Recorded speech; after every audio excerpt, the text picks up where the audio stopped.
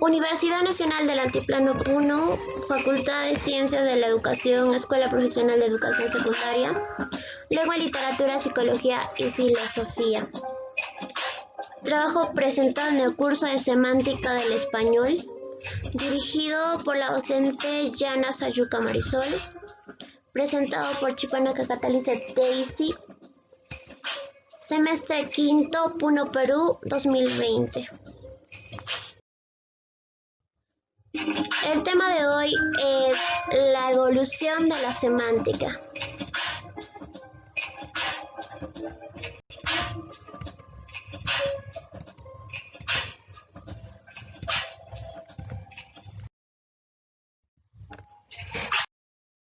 Comenzamos con la prehistoria. Una duda que surge es el origen del lenguaje. Es imposible dar una fecha exacta del origen del lenguaje. Algunos de los datos más importantes para poder pensar sobre ellos son los siguientes. Con lo que respecta al año 400.000, el Homo erectus ya habría desarrollado las áreas cerebrales de Broca y de Wernicke, relacionadas con la producción de la comprensión del lenguaje respectivamente, aunque puede ser que las utilizase para otras funciones. En el año 50.000, el origen del lenguaje interviene mucho el Homo sapiens, que parece que comenzó su andadura en África tras una severa glaciación. Otros autores plantean un posible protolenguaje más simple hace unos 100.000 años atrás. Una de las teorías es el protolenguaje de Bickerson. Es un precursor filogenético del lenguaje que se recapitula en los niños y que puede ser elicitado por entrenamiento en los chimpancés.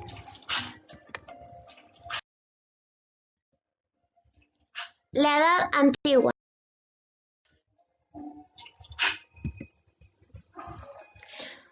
La escritura la inventaron los sumerios en Mesopotamia hace unos 3.500 años antes de Cristo aproximadamente.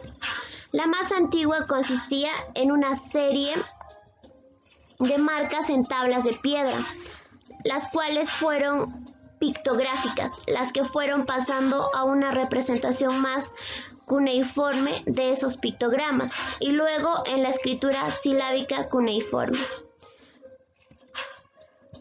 El siguiente es Egipto. La escritura fue muy importante para mantener la cohesión del Estado egipcio. La alfabetización se concentraba en una élite educada de escribas. Ser escriba era la aspiración de cualquier egipcio de ascendencia humilde. El sistema jeroglífico fue siempre difícil de aprender y en el transcurso de los siglos se complicó aún más al aumentar el número de signos jeroglíficos. China. En China, los historiadores han hallado mucha información sobre las primeras dinastías chinas a partir de documentos escritos que han perdurado. La mayor parte de los escritos de la dinastía Shang. Ha habido recientemente descubrimientos de muescas sobre caparazones de tortugas del 6000 a.C., como la escritura de Jiwa y la escritura de Banpo. Pero existe polémica sobre si estas muescas poseen suficiente complejidad como para ser consideradas un sistema de escritura. En India, la escritura del Indo de la Edad del Bronce Medio, que data realmente del principio de la fase de Harappa, hacia el 3000 a.C., aún no ha sido descifrada. No está claro si debería de considerarse como un ejemplo de protoescritura o un sistema de símbolos o algo parecido, o si es realmente una escritura de tipo logográfico, silábico de otros sistemas de escritura. Edad Media.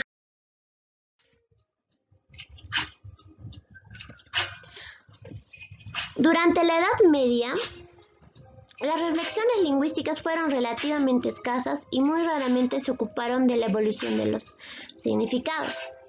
Pero tenemos como representante a Antonio de Nebrija, Antonio Martínez de Cala y Zarana. Fue un intelectual humanista de los más destacados de las letras castellanas, tantos textos, principalmente de gramática y filología. Ocupa un lugar destacado en la historia de la lengua española por ser el autor de la primera gramática castellana, publicada en 1492.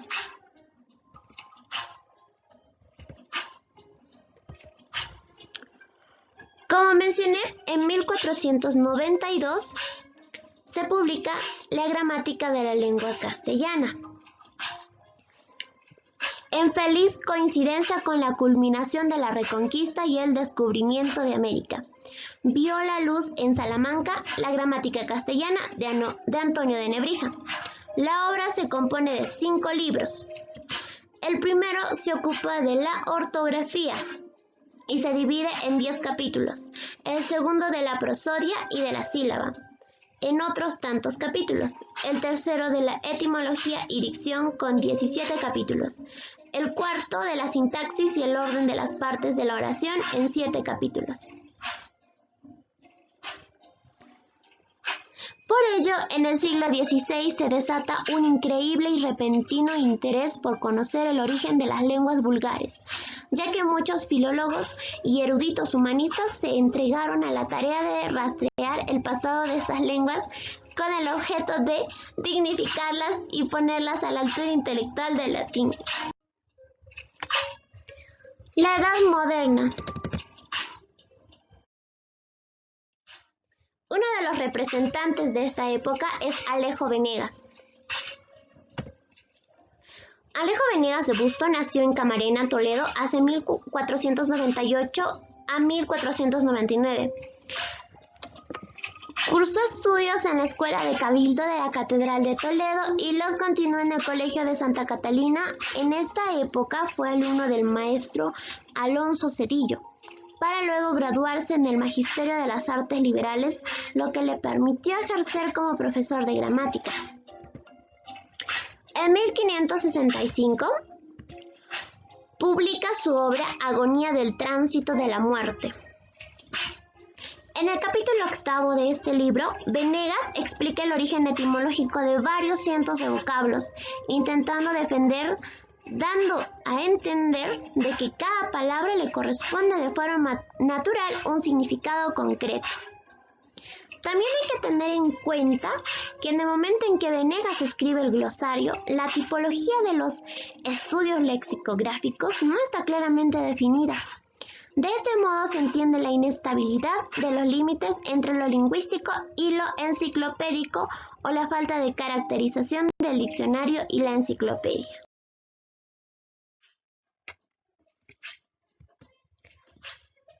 Otro de los representantes es Sebastián Covarrubias. Sebastián de Covarrubias y Orozco nació el 7 de enero de 1539 en Toledo.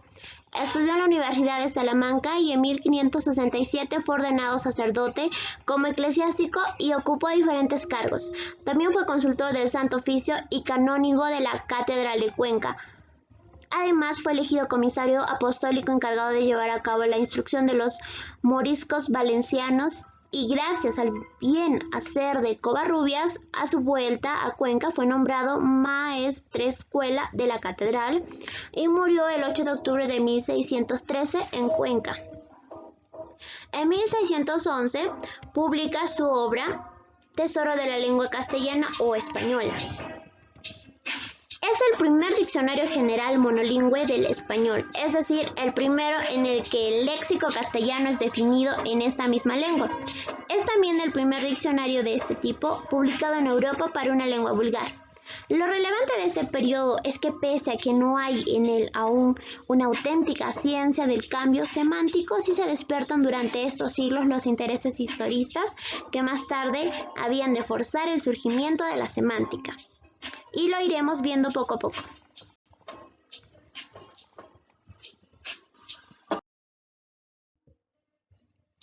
Edad contemporánea.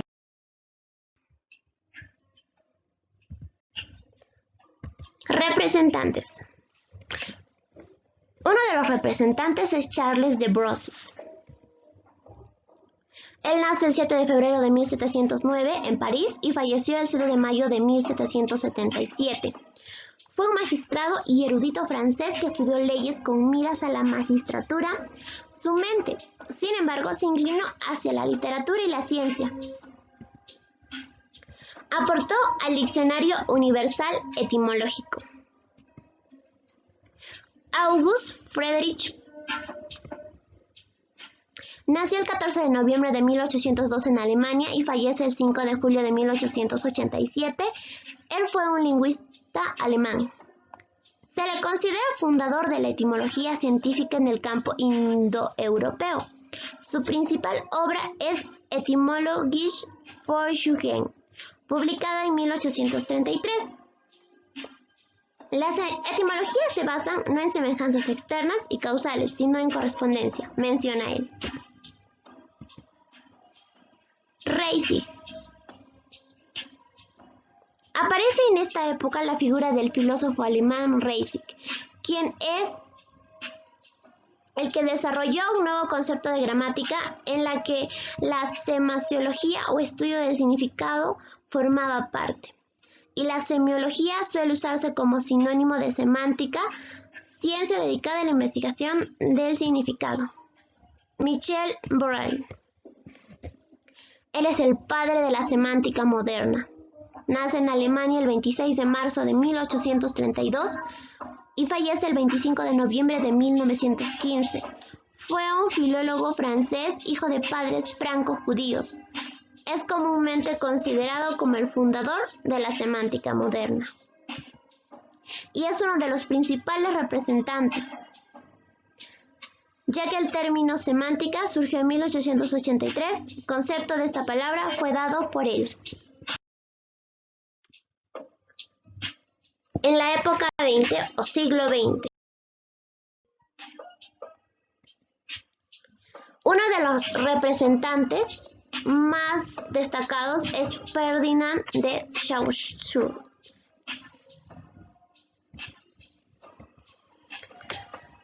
Saussure se considera uno de los padres de la lingüística y la semiótica moderna. Uno de sus trabajos más importantes es el Curso General de la Lingüística y postula el análisis del lenguaje en un sistema formal donde incluye la noción del signo lingüístico.